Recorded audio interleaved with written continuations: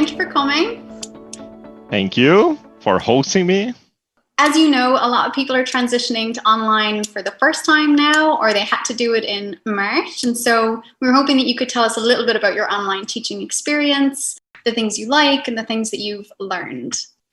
So the first question that I have for you is, what is something that you like about teaching online?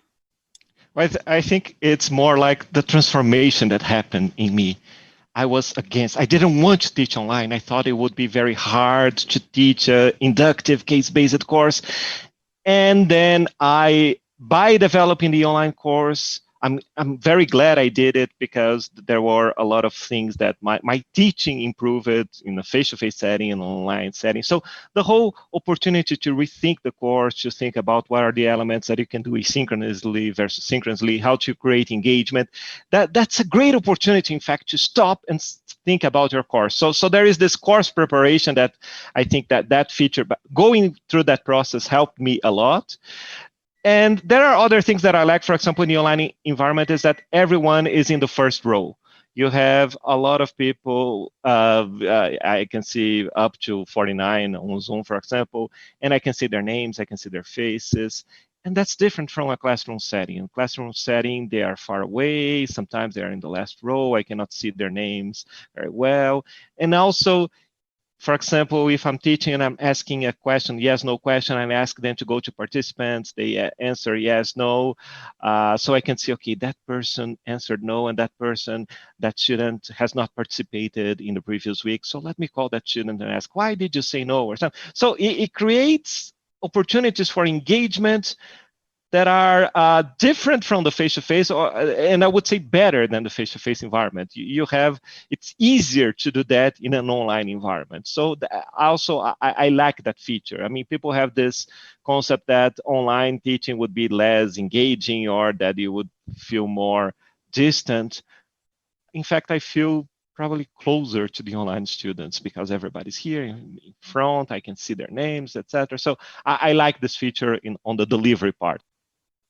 Yeah, so I actually agree entirely. I had taught the same course for 5 years and was very hesitant to bring it to the online space because of community, right? Like, I have a really nice interaction with my students in person, and I wondered how to translate it. But I felt how you felt. Once I saw them all on the screen with their preferred name showing, we were able to all be sort of equitable in the class, right? We all took up the same amount of space, and so it was easier to have those fluid conversations. So I think that's a great one.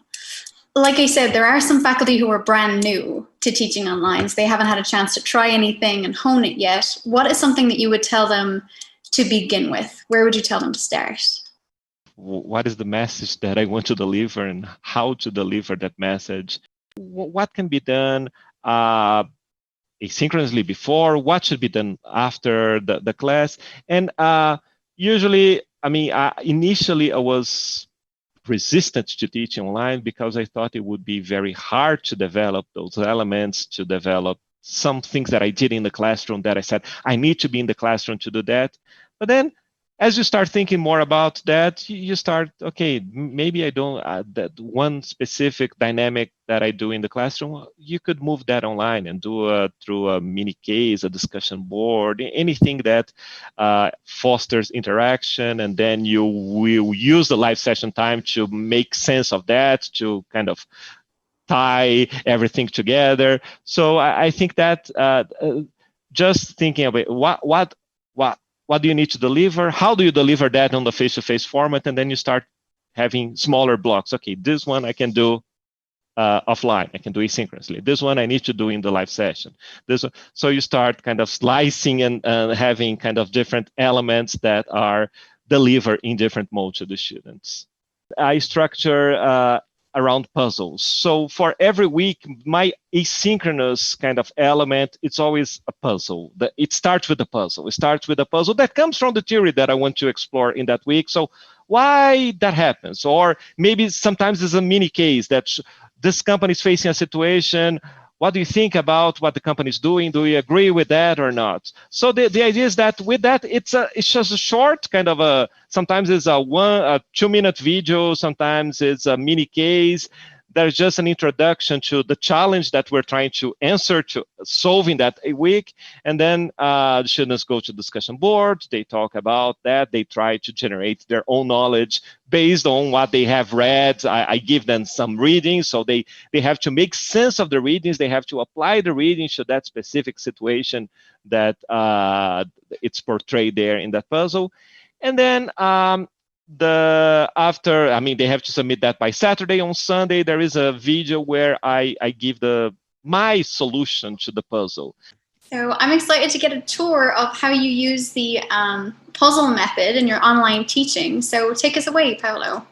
Okay, so here is an example, for example, early on in the course where I'm discussing industry profitability, which is related to the work of Michael Porter, 5 Forces. So that's explored in the second week of the course. So here you can see I start with a video, and in that introductory video, which is I recorded myself, so it's not very professional, but I want them to give an idea of, so I showed them some data of the variation of performance across industries. So I talked about that some industries work better than others. And then I have 2 questions there, and I ask them to go to the bulletin board to answer those questions. So in the instructions there, you have the video, you see the instructions, and then you have the levels of collaboration. And also, then they just mention that you include the transcript, because that's an excellent accessibility piece to highlight. Yes. So for everything we do in the online MBA, in the every video, there is a transcript associated with that. So, and then students go to the profitability puzzle, and they answer in groups, within their groups, they build a dialogue. So you have a dialogue among students, they will talk about that. So, and you can see some of them write quite a lot, and they are just trying to incorporate some of the things that they read in the readings about that. And then, so they have to do that up to Saturday. Their classes are usually on Monday and Tuesday. So up to Saturday before the class, they do that. And then there is on Sunday, after they submitted their answers, there is a video where then I introduce a concept relating it to the puzzle discussion. So the idea is to use that puzzle as a way to build the theory that I want to explore. Them, they can just click on the week. They have access to the discussion, to the prompt, to the videos, to the transcript, and then you have those explanations as well, which I think is just an extraordinary way of presenting the content. Yeah, I think one more broader thing is that nowadays that everybody's moving online.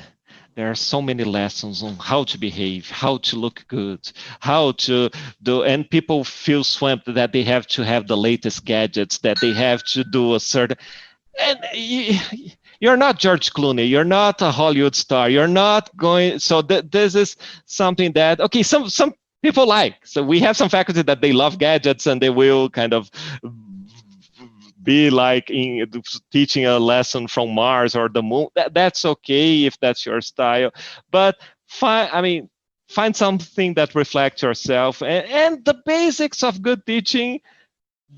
Those are the things that will make a difference. It's creating engagement with students, is kind of making them be more active, thinking, participating throughout the process, something that they're building along the course. So those basics are there, and it doesn't change. I mean, the online environment does not change anything. So don't feel too stressed about some formalities of the online environment. Think more about the essence. What really matters is conveying your message in a way that students feel excited about.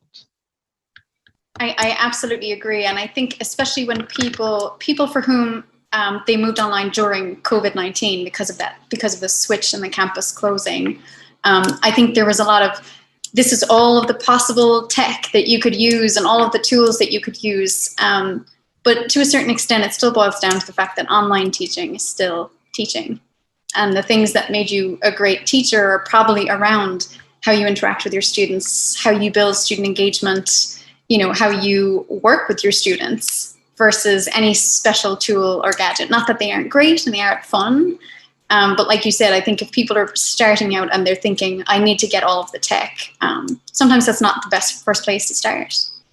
Yep, definitely. Well, thank you very much for coming. We appreciate it. And hopefully our faculty will learn a lot from you because you're seasoned in this space. So we're happy that you shared your expertise with us. Thanks a lot. Thank you.